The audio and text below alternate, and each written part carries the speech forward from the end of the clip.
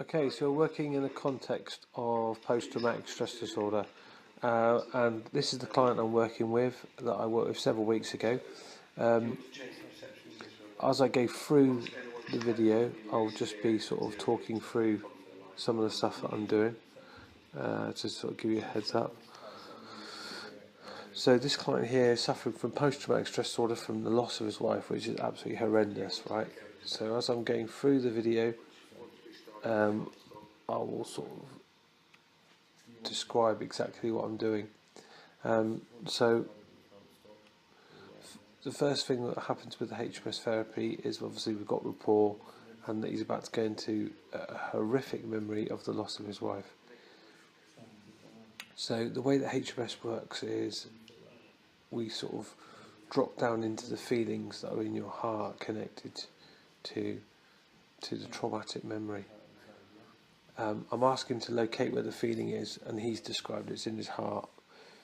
He may have a colour connected to that, and I've done a series of measurements, and what I'm doing is asking how close it is to his face, and by doing that, by asking him how close to his face it is, I'm sort of be able to measure afterwards how close to his face is, and then that gives me sort of a visual indicator of how his perception to the memory has changed. So I'm getting into drop down through now into the most negative, horrible emotions connected to the traumatic memory, which might sound really drastic, but I'm not asking him to describe in any content. So he may feel like he's sharing his world with me, but he's basically dropping through a series of layers unconsciously. And all I do is I keep getting drop below that, what's below that, drop below that, what's below that. And that's all I'm doing. There's no really clever NLP, there's nothing to really remember apart from what's below that, what's below that. And what I'm trying to do is what I call digging, is dig deep into his heart and open up the scab or wound and go dropping him straight through that wound to the most horrible part of it. And once he drops through it, like dropping into the bottom of Pandora's box, he will reach a place of hope, what I call the innate peace, the sort of factory settings, if you like, resetting everything back to how he felt before this incident, which will allow him to then find the resources, the perceptions, the positive colours connected to what's really important to him, which will allow him to override those negative emotions that's stopping him, say, from remembering his wife as she was when she was alive. So I'm going, what's below that? What's below that? As he drops deeper and deeper and deeper into his unconscious, the pauses between my words are just as important as the words. There's some great master practice techniques in this session that I'm using, which is where my hypnotic language is so calm, so refined, that as I drop him through those layers, the more he tries to resist going in there, the more he slips into that. And then once he's there, once we find a positive resource, like he said a positive colour was blue, I get him to, I say, see that blue, feel that blue, hear that blue, and notice what you notice, and notice what you notice. By doing that, I'm anchoring him. We can't anchor him by doing the old NLP anchoring technique, where we're getting people to grabbing hold of their bodies and, you know, physically touching them. We're using words to get him to anchor it in his unconscious mind, which is far more powerful as far as I'm concerned when you're working with something as horrific as what this guy's been through. He's an ex-veteran as well, so sometimes I'm using words such as abseil and drop through that, and, you know, imagine you're abseiling through that, because he might have done those, he experienced that in the military. I try to use words that would be familiar to him, because being ex-military myself, I know I would have had shared similar experiences. So I use words to sort of almost like find positive resources deep inside himself.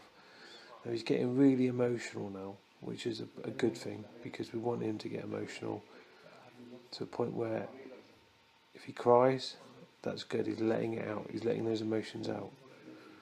If it's real horrific crying, you just keep pushing him through it.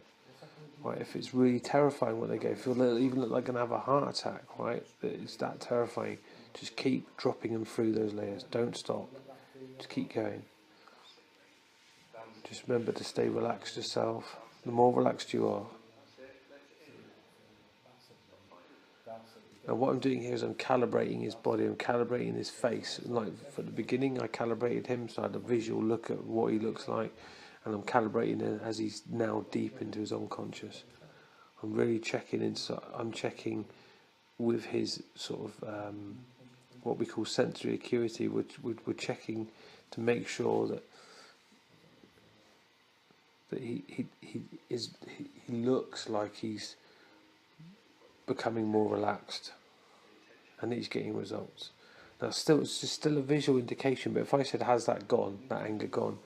and he says yes, and his head is congruent with that, then I know from the calibration of his physical movements that he's actually overcome that negative emotion.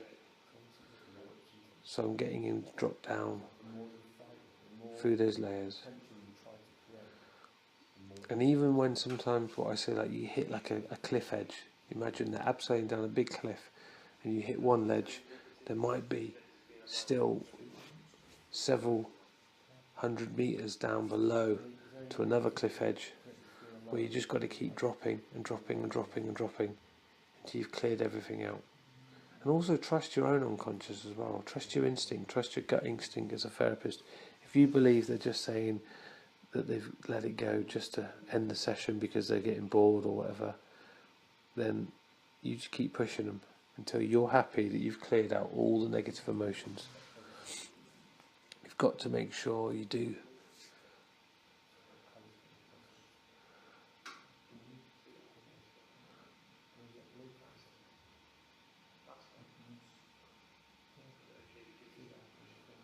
When I start getting really, really hypnotic in my language, I know I've got him in a good place. And as I'm calibrating him now, I'm looking at a completely different guy. His body feels relaxed, his shoulders are relaxed, his hands are relaxed. Still on his left middle finger, on his left hand, one of the fingers seems to move about, which tells me there's still a bit of tension in his body. The right hand seems to be more relaxed, but he's really sinking deep into his unconscious now. And he tends to be leaning more to his left hand side, which tells me that that's probably his emotional side. In fact, I know it's his emotional side because when I worked with him at the beginning, I would get him to put his chin into his left. So like a gear stick, I want his head and his emotions.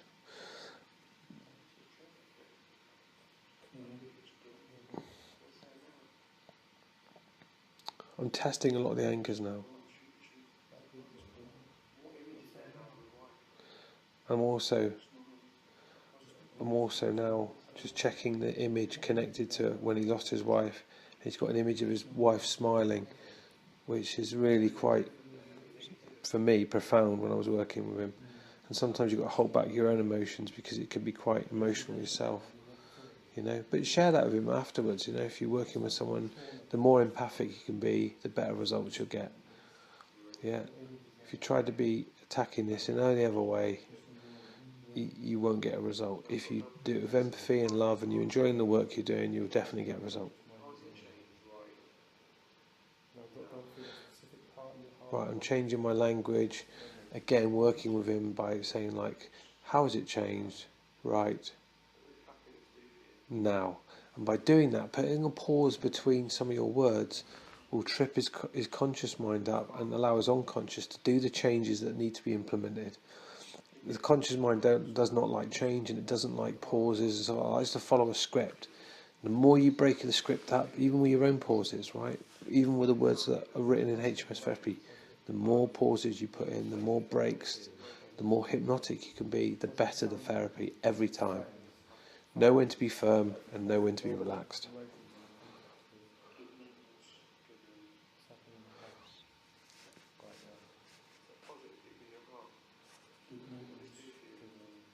Now what I'm doing is I'm chunking out. We've chunked down to the root causes, we've changed them, and now we're chunking back up by saying, what will that do for you? How will that serve you? All that is future pace language designed to take those resources to the future and see how they're going to use them.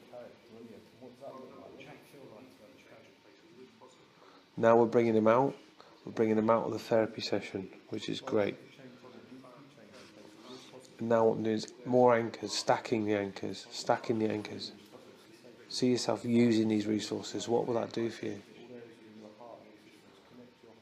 What does that image in the future of yourself using these new resources? What does that look like? What does that feel like? What does it sound like? Right, remember when we say that, see, hear, feel, we're firing off if they are AD, if they're kinesthetic, we're going to fire off all to find out whatever learning style they are, we will be able to make sure that it's anchored in the right key setting for their, if you like, dialect. Having a little clink of the glasses at the end there, just to say, like, well done, showing a bit of empathy. I felt a little bit moved by working with this guy because obviously he lost his wife, and it's quite moving to work. But congratulate them, because it's a huge journey. And when you go for your training, I guarantee that your trainer will push you as hard as they possibly can. And the reason being is so when you can work with situations like this, right, that you can get the best result for your client, because at the end of the day, right, it's always about the client, yeah. And afterwards, check with yourself. And if you're feeling rough, then go and do some therapy on yourself and let go of some stuff. Smart Webster, you've been watching the Leaf Programme. Please subscribe and watch more videos of me sort of describing how I do HMS therapy and how I get these amazing results with people. Could you see yourself meeting someone else if you did? I'd like to think so. Yeah. Yeah, I'd like to think so. Do you feel like you deserve to meet someone again in the future? Yeah, I think so. Yeah. That's a must. Would you have considered that about an hour ago? After what you've done for it? No. Can you see how much, so that we've cleared that space where you could actually possibly contemplate another relationship? Does that make sense? Because sometimes what people have been through, like, I'm never doing that again, because you're scared of it. So just on a scale of 1 to 10 of that traumatic memory, what number would you give it now? 0. Yeah. Check with your heart now. I mean, just close your eyes, check your heart, what number you're getting there. 0. Yeah. Obviously it's traumatic what you've been through. Yeah. So test it tomorrow. Because at the moment your head is still going like that, 0. So I want 0 when your head is going. Yeah, no, it's a definite. It's getting your head to be in sync with what your heart is saying. Does that make sense? It's like when you watch X Factor and they go, "Yeah, that was an amazing performance." Yeah. You get what I'm saying? So I want that clear. And tomorrow you'll be able to sort of calibrate this again, to look back in. Well, I mean calibrate, not calibrate your rifle. I'm talking about a strong calibration. Yeah, my head saying this, my heart saying that, and you're working